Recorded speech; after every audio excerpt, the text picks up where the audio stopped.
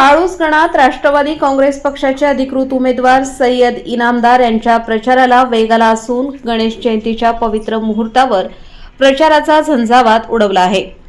गणेश जयंतीच्या निमित्ताने त्यांनी गणातील विविध गावांमध्ये श्री गणरायाचे दर्शन घेत जनतेशी थेट संवाद साधत प्रचाराची सुरुवात केली आहे। गणातील गावभेट दौऱ्याला उत्स्फूर्त प्रतिसाद मिळत असून ठिकठिकाणी नागरिकांनी इनामदार यांचे जल्लोषात स्वागत केले।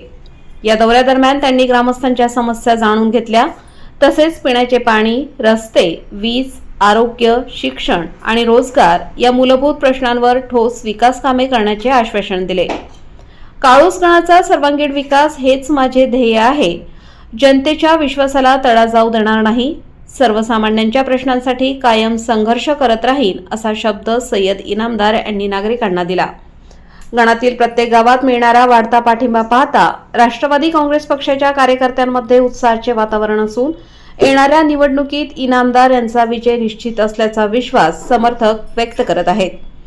युवक, महिला आणि ज्येष्ठ नागरिकांचा मिळणारा प्रतिसाद हा परिवर्तनाचा संकेत मानला जात आहे। या प्रचार दौऱ्यात राष्ट्रवादी काँग्रेस पक्षाचे स्थानिक पदाधिकारी, कार्यकर्ते व मोठ्या संख्येने ग्रामस्थ उपस्थित होते।